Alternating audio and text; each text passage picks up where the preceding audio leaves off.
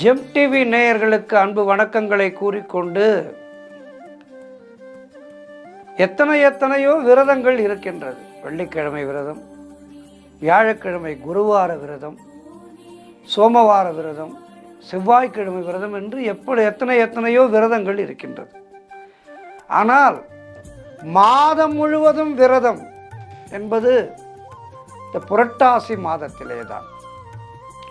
பெரும்பாலோர் இந்த புரட்டாசி மாதம் ஒவ்வொரு சனிக்கிழமைகளிலேயும் பெருமாளுக்கு விரதம் இருந்து கொண்டு தங்களுடைய வேண்டுதல்களை சமர்ப்பிப்பார்கள்.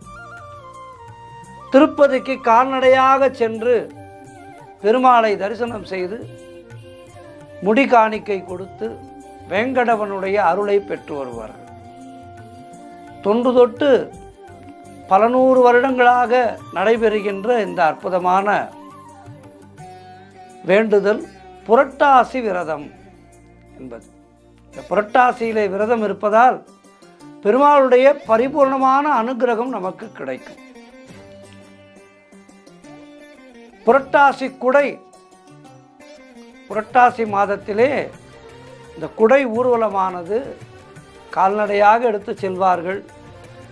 அது கவுனி தாண்டுவது என்பது மிகப்பெரிய கோலாகலமான விழாவாக நடக்கும்.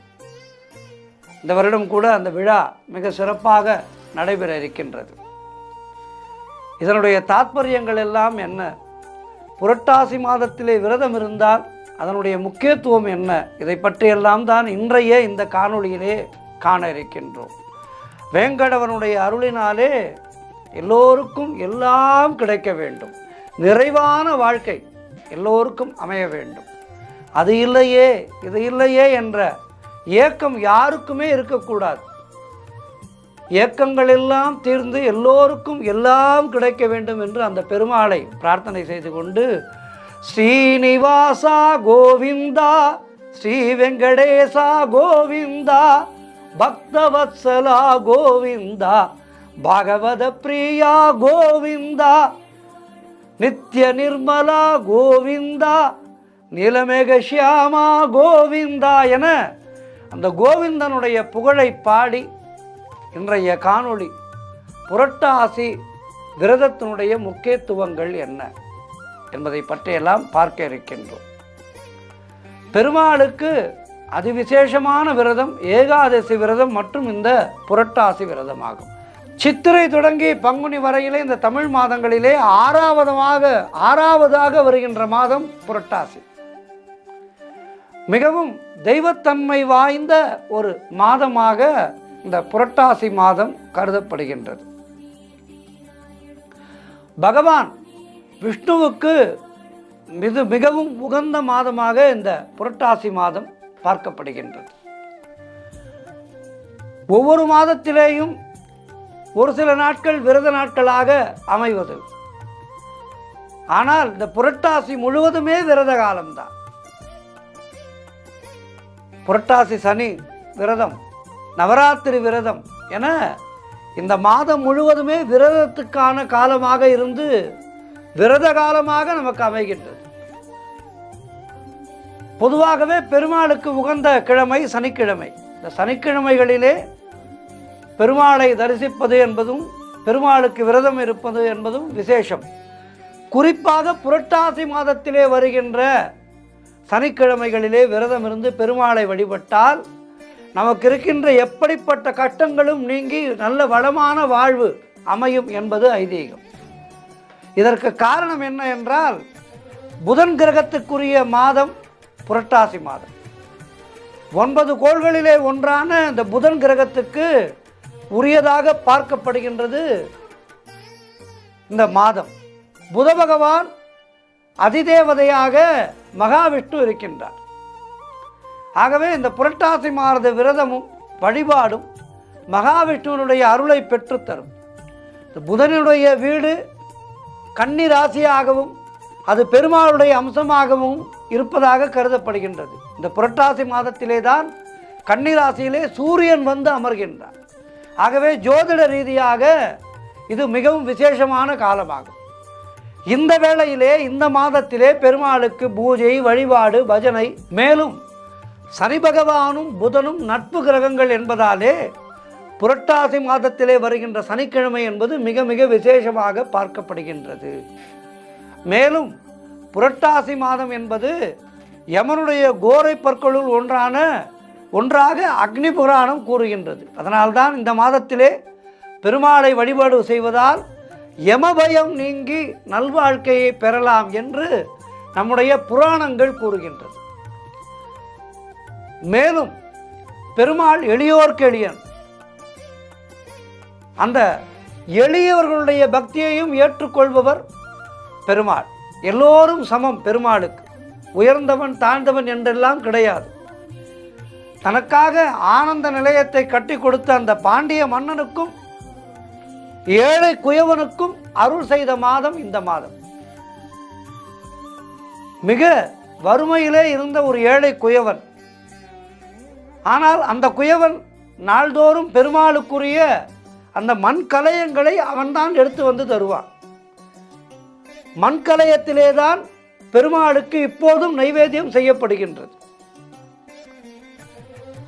ஆகவே அந்த குயவனுடைய பக்தியை உலகுக்கு காட்டவும், பாண்டிய மன்னனுக்கு அவனுக்கு இருந்த பக்தி மேதாவிலாசம், அதாவது என்னை போல் எவனும் பெருமாளின் மேல் பக்தி செலுத்துபவர் இல்லை என்கின்ற ஒரு சிறு மமதை இருந்தது. மிக நல்லவர் தான் அந்த மன்னர், என்றாலும் பக்தியிலே நான் மிகச் சிறந்தவன் என்கின்ற சிறு அகம்பாவம் அவரிடத்திலே இருந்தது. அந்த அகம்பாவத்தை அழித்து குயவனுக்கும் மன்னனுக்கும் ஒரு சேர காட்சி தந்த மாதம் இந்த புரட்டாசி மாதம்.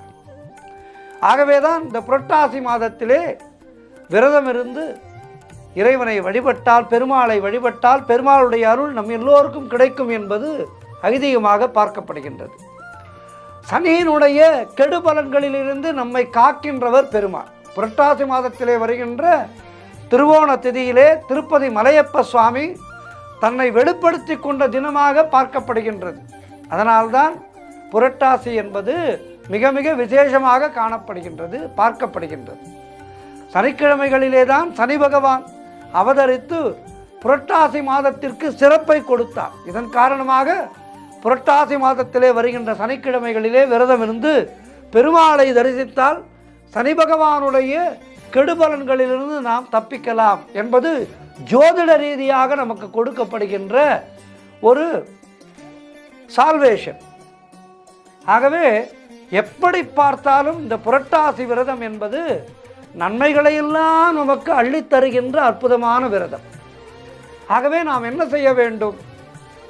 இந்த புரட்டாசி மாதம் பிறந்ததிலிருந்து ஒவ்வொரு சனிக்கிழமைகளிலேயும் விரதம் இருக்க வேண்டும். விரதம் இருப்பதோடு மட்டுமல்லாமல் அன்றைய தினத்திலே தளிகை போட்டு மற்றவர்களுக்கு நிறைய அன்னதானம் செய்ய வேண்டும். அன்னதானம் என்பது நம்முடைய சனாதன தர்மத்திலே நமக்கு கொடுக்கப்பட்டிருக்கின்ற மிகப்பெரிய ஒரு வேண்டுதல். இந்த அன்னதானத்தை செய்பவர்களுடைய இல்லங்களிலே மகாலட்சுமி நித்தியவாசம் செய்வாள். ஆகவே இந்த புரட்டாசி மாதத்திலே தளிகை போட்டு மற்றவர்களுக்கு, ஏழை எளியவர்களுக்கு நிறைய அன்னதானம் அளித்து, நாம் விரதம் இருந்தாலும் அடுத்தவர்களுக்கு அன்னம் பாலித்து இந்த விரதத்தை கடைபிடிக்க வேண்டும். அப்படி கடைபிடித்தால் இந்த புரட்டாசி விரதமானது ஒரு புண்ணிய விரதமாக மாறி நம்முடைய பூர்வ ஜென்ம பாவங்களை எல்லாம் அழித்து இந்த ஜென்மத்திலே நாம் கடை தேறுவதற்கு பெருமாளுடைய அனுகிரகம் நமக்கு கிடைக்கும்.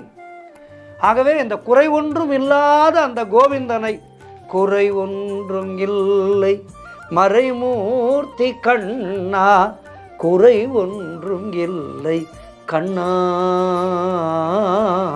என அந்த குறை ஒன்றும் இல்லாத கோவிந்தனை இந்த புரட்டாசி மாதத்திலே பாடி அனுதினமும் அவனை நினைத்து, அசைவம் சாப்பிடுபவர்களாக இருந்தால் இந்த மாதத்திலே அசைவத்தை தவிர்த்து சைவம் மட்டுமே உண்டு